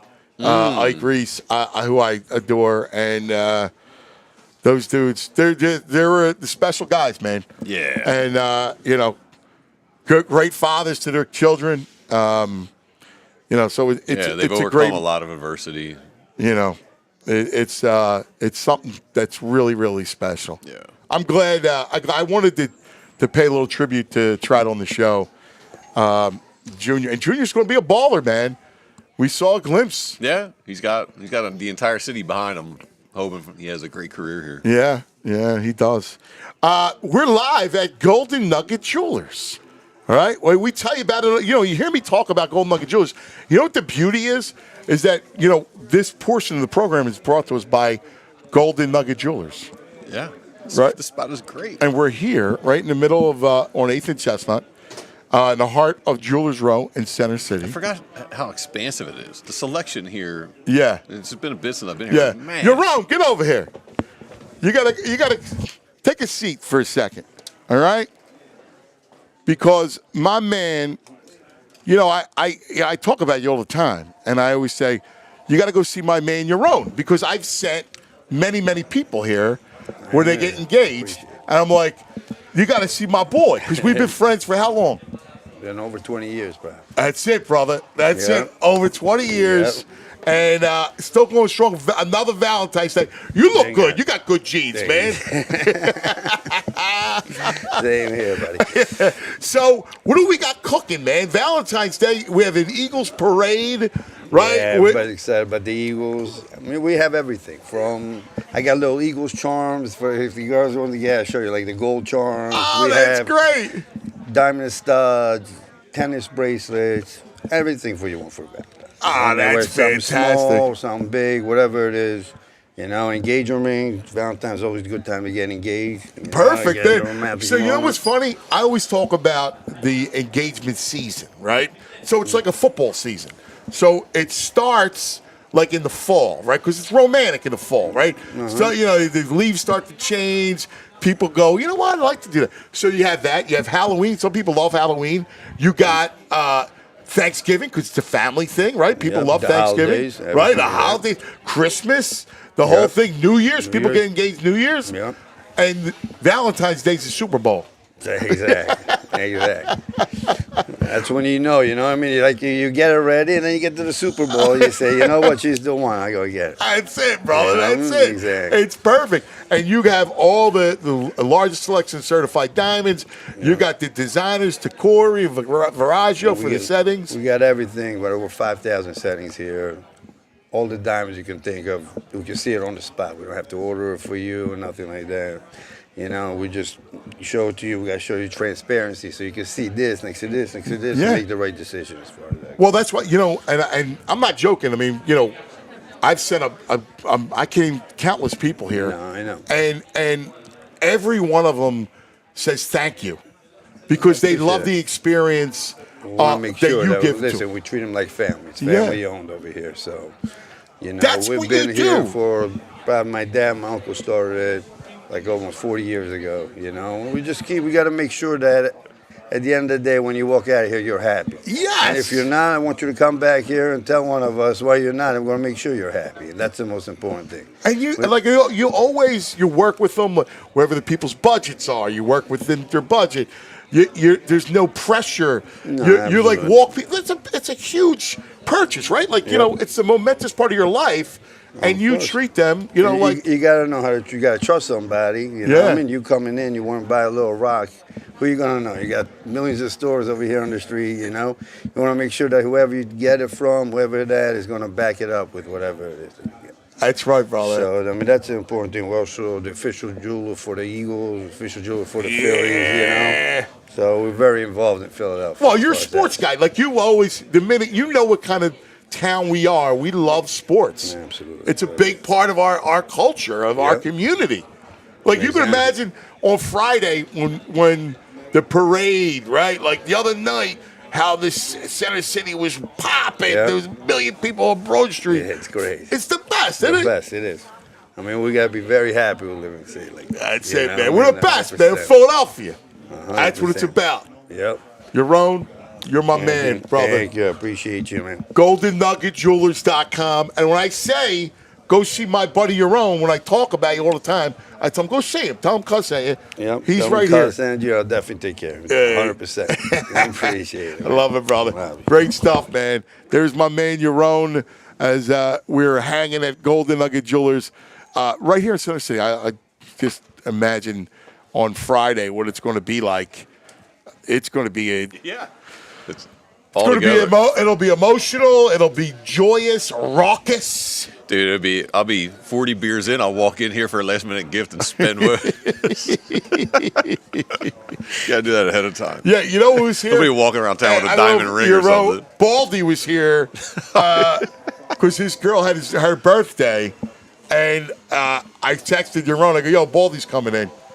Nice. But Baldy won't get engaged. Yeah, Baldy the world needs Baldy unengaged. Yeah. He's engaged to football. We need stories. That's true. You know what, Andrew, you're right That's on. like when we were in Catholic school, like the nuns would be like married or engaged to Jesus. And Yeah, Baldy's Baldy's married to football. football. I'm gonna bring that up to him. That's the truth. The nuns wore wore a wedding ring for that. Baldy's got to wear a Super Bowl ring. Yes. That's fabulous.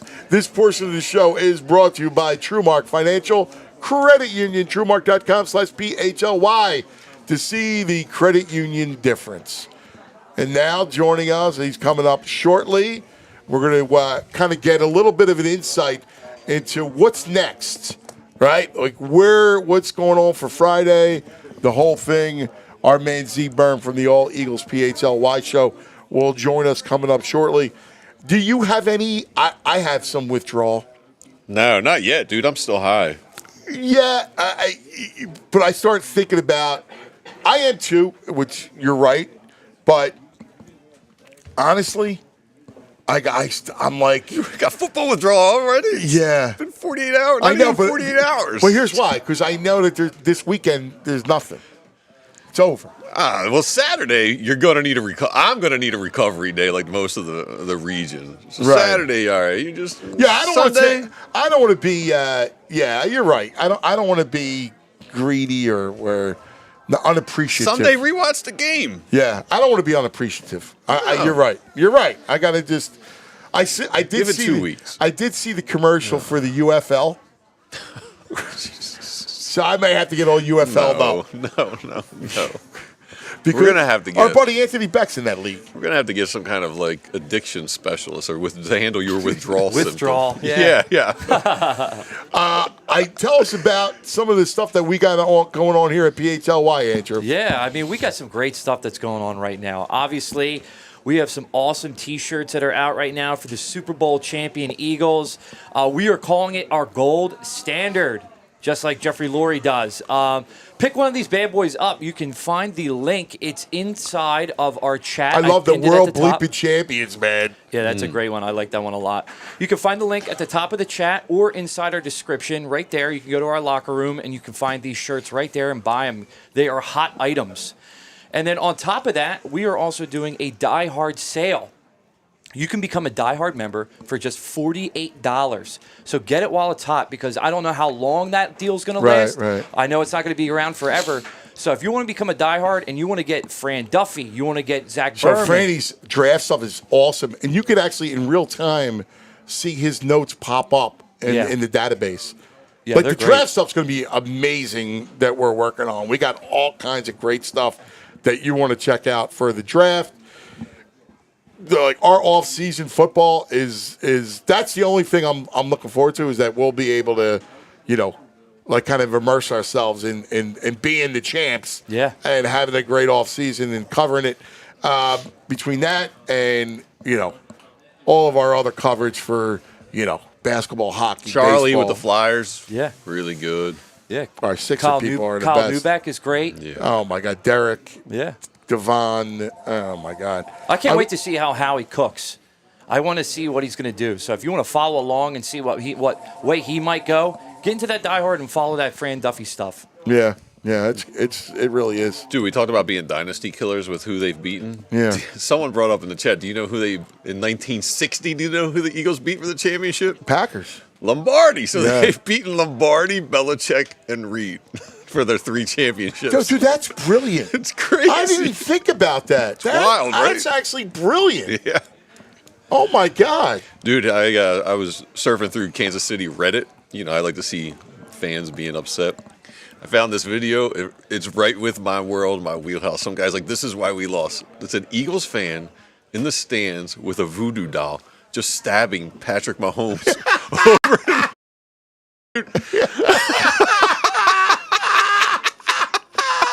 Oh, my God. I love her. Where the best? She's just going. Dude, now you're... yeah, death by 1,000. Oh, my God. Give it to me. Let me see that one more time, Andrew. That's bizarre. Yes, it is.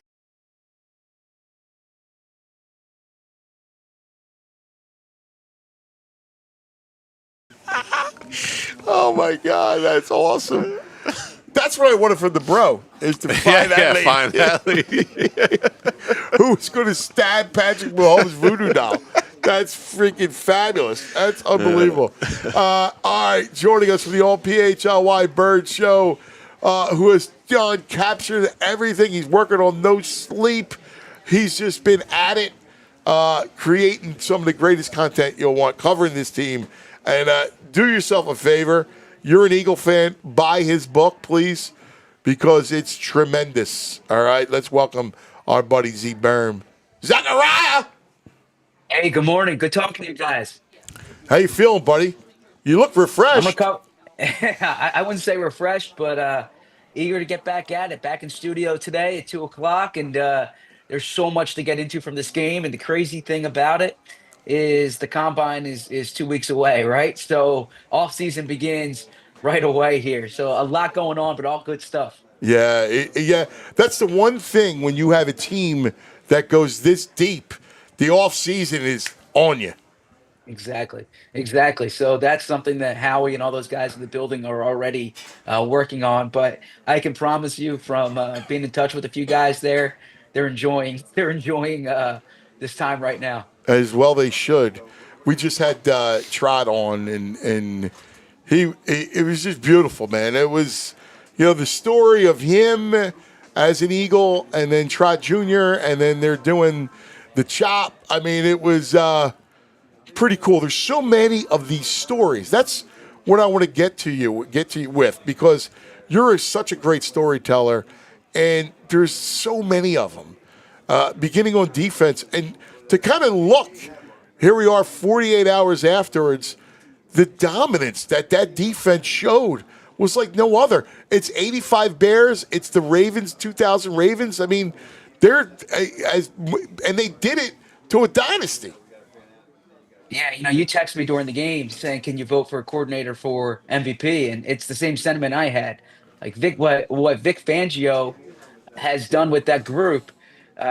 Speaking to Nick Sirianni yesterday, Nick said Vic has established himself as the best defensive coordinator in NFL history. Now, Steve Spagnuolo might say otherwise, and there's been some other outstanding defensive coordinators, Bud Carson here in Philly, of course, Jim Johnson, but.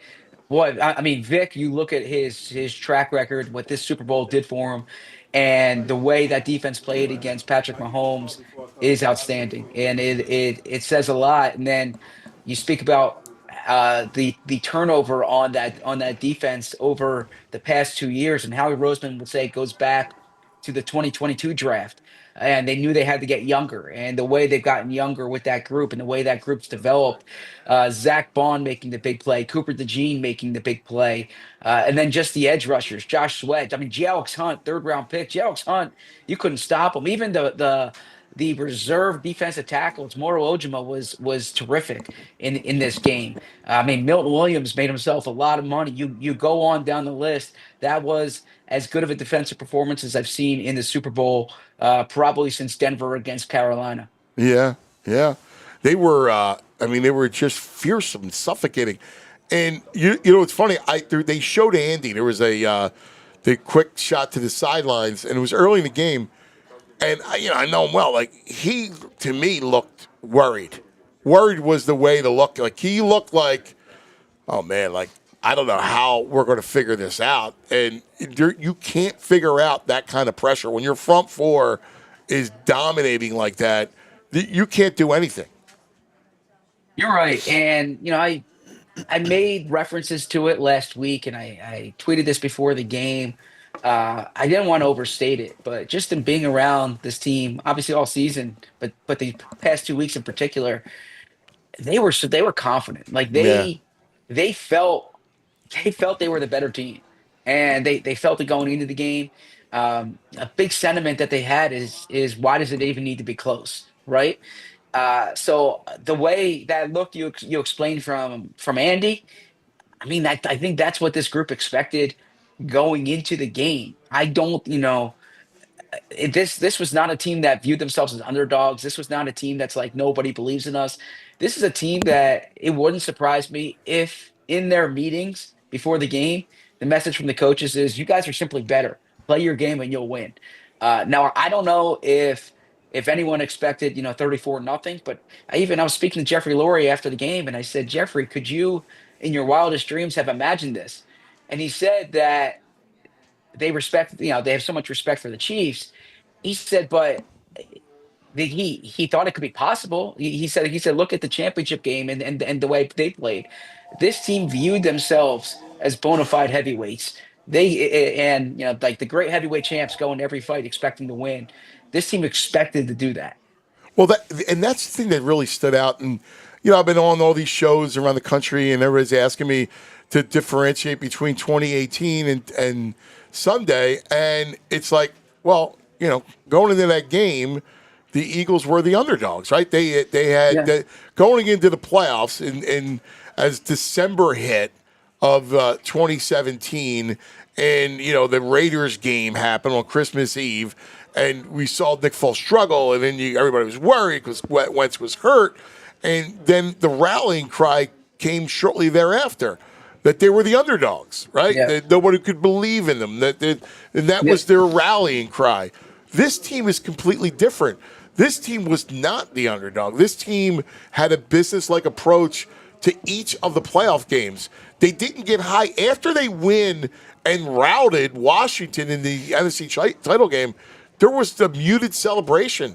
It was right. Exactly. I mean, you're with them more than anybody. Yeah, and I'll defer to you with this because you're so good with like the psychology of fans, right? And the sports builds churches, but I think about this is it's kind of against the Philadelphia fan nature sometimes to act like the big dog, but that's the way this team was. Yeah, this team this team it was like the Yankees or the Dodgers, right? This team viewed themselves as the best team in football.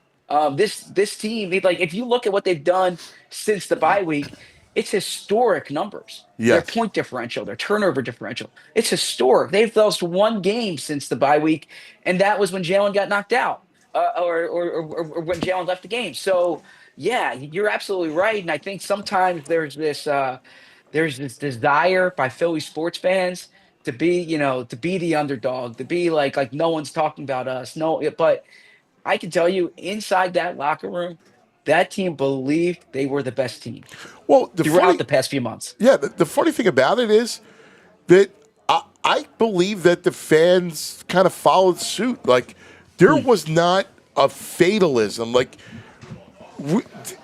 as long as I can remember growing up here, there was a fatalism. I used to joke you spell fatalism with a PH. Yeah. And that went away. It certainly went away the morning of the Super Bowl 52. It was more of a rallying cry. This year, there was a confidence. I sensed the confidence from the fans. VG is like, my main man fan, right? Like, that's what he's about. And he was like, dude, it's a rout, right? Like, it's a rout. Yeah. And even I, who was like, relax, don't offend the gods. But I thought the same thing. Like, when the line came out, and I was doing the prop show with Brad, I'm like, dude, you should lay the 9.5. It was laying 9 because I thought they would win by double digits. Now I thought they would tack on in the fourth quarter because that's what the MO was all year long.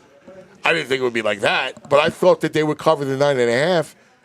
And Zach, it's amazing because I think everybody here saw it. I think the people who missed it was the pundits. Yep. The national pundits never really gave the Eagles the due of dominance, right? Like, they talked about Detroit. They talked about Kansas City. They talked about Baltimore. They talked about Buffalo. And, they mentioned the Eagles, but they never gave the Eagles the pedestal of being dominant. Yeah, and look, there was a period of time there where it looked like the passing game needs to be better, and you get all that. But as Jalen always said, just because they can't doesn't mean they don't. Or I'm sorry, just because they don't doesn't mean they can't. And I did think that internally they really viewed it that the path was there in the postseason, right? That they were hitting their stride at the right time. Now I did not. I was not with you guys in terms of this being a double-digit win. I just thought, Mahomes, Kansas City, and they're so good at situational ball. This is going to be close. But I do distinctly remember the Washington game where there was this sentiment that the Commanders are this hot team, and they could have the upset. And I was on a few national shows, and they were asking me, and I'm like, look, I'm very careful about coming off as like I'm not a homer reporter. I get that, but to me, this is a much better chance of being a blowout than an upset, right? Like this is, and I just think the Eagles are so much better than Washington. And I thought going to this game, I kept saying throughout the 2 weeks, Mahomes and Andy, I have the world of respect for both of them. but the Eagles are just a better football team. They showed it the whole game. So yeah, in terms of the national punditry, I think because I do think the collapse from last year. I do think Nick probably has never gotten the. I mean, I would even say locally too. Nick has probably never gotten the respect that someone with his coaching credentials probably has earned. Because as Nick would tell you, it doesn't look the way it looks with some other coaches. I think in Jalen's case, there have been some inconsistency as far as the counting stats, the production. But you look at the fact that how often he's in the winner's circle, and then the defense because it doesn't have. I mean, Zach Vaughn was a defensive player of the year candidate, but it doesn't have like that bona fide. This guy's your Hall of Famer type player. But every single It does now. yeah, it does now. But from the bye week on, they have answered every call that they could. And Yeah. I mean everything. And they've been the hot team all along. This shouldn't be a surprise to anybody because it's not a surprise inside that building. The one area, and one of the reasons why I did like the Eagles, and you and I talked about this, was, and I think I even brought up to you that the Eagles' defensive front, will dominate the game because of Carter. Yeah. How long have I been talking about Carter with you? Like, just absolutely, like the fact that they doubled and tripled him, he still got pressure. He opened things up for Smith, for Jalix Hunt, for Sweat, Milton Williams. I mean, having a guy like Carter, it just now allows everybody else to be manned up, singled up, and allows them to eat. And that Kansas City line is not good, and they got tormented. Yeah, I'll give a quick Jalen Carter anecdote to the viewers, to the listeners, and that's last year in the PHLY Eagles show we had Fletcher Cox on every Wednesday throughout the season, and I'm sorry, every Tuesday, and we would chat with Fletcher before he got on air and after he left air, and I always say like the players know. And Fletcher's not one for hyperbole. Fletcher he'll tell you when a guy's not very good, or he'll tell you when a guy's. And the way he talked about Jalen Carter last year, it was just different. Like he recognized this guy, this guy's gonna be the best. Like not good. This guy's gonna be the best. And it's been so clear all season. And yet Kansas City. It seemed Kansas City went into this game saying, Saquon's not going to beat us, and Jalen Carter's not going to beat us. And then you know what happened? The other 20 guys on the field beat them. Jalen Carter commanded so much attention from that defense, and from that offensive line. He was still able to penetrate. But you look at Milton Williams getting 2 sacks. You look at Josh Sweat getting 2.5 sacks. It was not. It's not surprising to me that happened with Jalen Carter on the field. So what's next? Let's think about this for 1 second with that defense. Because you mentioned Milton Williams, who made a lot of money, Sweat, who's going to make a lot of money. The Eagles are going to re-sign Bond, but what about those other? So I think he's, from what I hear, I don't know. I mean, you know better than I would.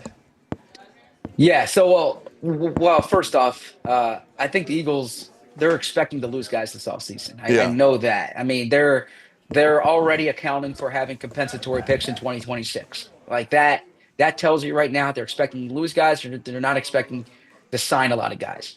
I think Sweat's gone. Yeah. And he's earned his money. He came back on a reduced contract this year. He had another good year, had a big game. Milton Williams is a guy I think they would love to keep. But the reality with Milton Williams is he's going to be the player. This is and now he raised his profile obviously with the Super Bowl, but I think Milton Williams is the player this offseason who gets the type of contract that like a football fan in Des Moines or Kalamazoo will be like, Milton Williams got that, because he's going to get paid big time money from my perspective. And I don't know if the Eagles will go there considering a Jalen Carter extension is coming up. I do think Bond is I think given the way Bond played this year, given it's Vic Fangio's defense for as long as Vic Fangio wants to be here, or I should say for as long as Vic Fangio wants to coach, right? And the fact that this is the other thing that Eagles fans should keep in mind with Bond. Never under Howie Roseman's tenure have they had have they had high level corners on rookie contracts the way they have this year. Like I'm not expecting Slay to be back. So money that they typically allocate the cornerback, they can reroute this year to linebacker. And I think that's something to keep in mind. And then the other thing too is Nakobe Dean might not be back until you don't know what his timeline is. So I think they'll approach Zach Bond differently than they typically would. But you're also looking at a 28-year-old linebacker, and the Eagles have a price for everybody, and so there is going to be a walkaway number, but I think the Eagles will hope to get it done before that walkaway number gets hit. Yeah, I that's kind of on par what I've been hearing. Yep. That I expect him back. I don't think Becton is back. I think Becton. I think Becton earned himself money. Yeah. I think the only way, or I shouldn't say the only way, I think the way Becton would be back is two things. If there's not a market for him the way he wants it to be, because if people say he looked really good, but that's a product of Jeff Stoutland, or it's a product of playing next to Lane Johnson, that could be, or the other thing is if internally they say, all right, this here is Lane Johnson's eventual replacement. Like he's been so good at guard, but if they think he can eventually move to tackle, he's 25 years old, 26 years old, and you view it the way the Eagles once viewed Sean Andrews, where he's the guard until he takes over at left tackle.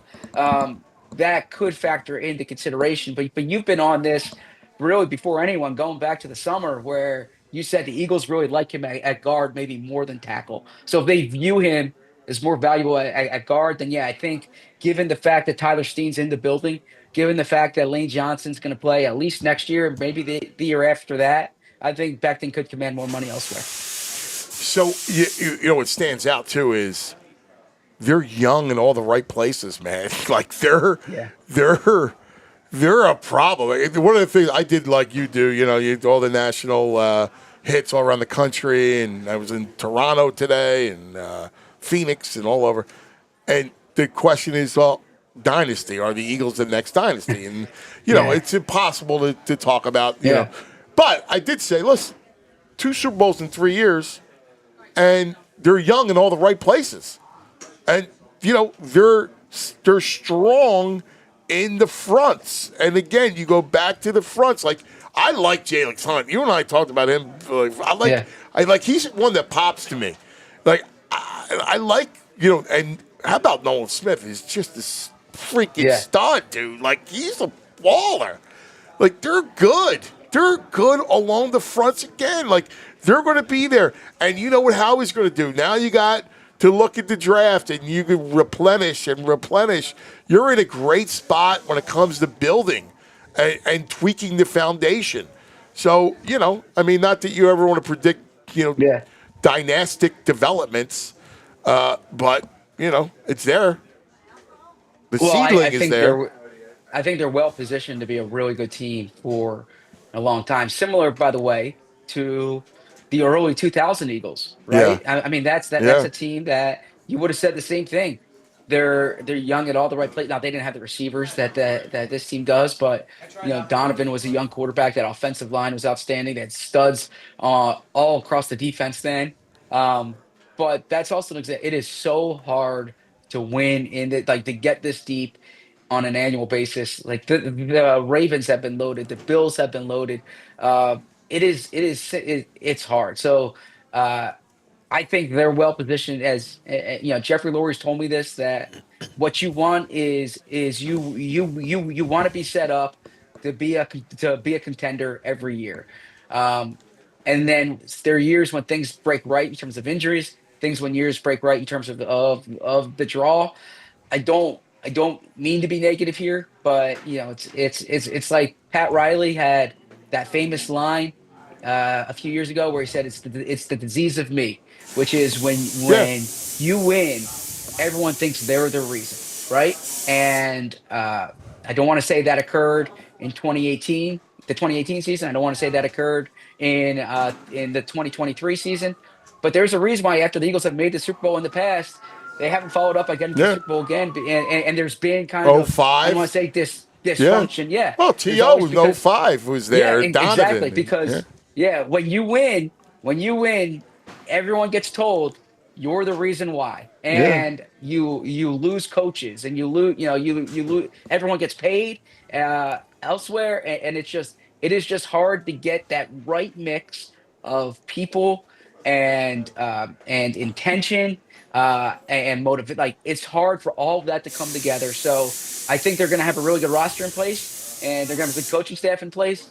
But dynasty, there's a reason why dynasties don't occur very often. Real quick, Petula. Well, first of all, Kellen Moore, when you expect that to happen? Right now, I think it's going to happen this morning. Actually, it wouldn't surprise me if while we're on this call, something's announced, because my understanding it was going to get done today. Is that? There's no chance he just stays here. The Saints does not seem like an attractive job. Dude, you get a job, you got to take the job. We saw Ben Johnson turn it down. I mean, it's like they're going to be good again next year. Kellen Moore's not Ben Johnson. No, but he'll get offers next year again. They're going to be good again. I don't know about that. There's Are you guys telling me 32 jobs in this league. Yeah, it's a huge pay bump, and but it's it a just head coaching happened. job. It's a head coaching It just job. happened. Oh, There you go. That's kind of what I've been hearing. I've been hearing all along that this was going to move quickly. It wouldn't surprise me if he brings Doug Nussmeier with him. Listen, Nick his Sirianni, son plays at LSU. Nick doesn't like when he brings coaches with him, but Nick understands you can't block promotions. Number one, and in the case of Nussmeier came with Kellen. They have that relationship. I think I think Nick's going to try to protect the rest of his staff. We'll see. The name I've been hearing for that Saints D coordinator job, because I know people are worried the Eagles are going to lose position coaches. I've been hearing Brandon Staley as a possibility there, so that would not be an Eagles coach. Most staffs kind of have been filled elsewhere. So I don't think the Eagles kind of lose a lot of coaches the way they had before. As far as the Eagles OC job, I think the Eagles winning the way they did would certainly speak to continuity. I think if Nick has the juice with this hire, Petullo's the guy that he would want.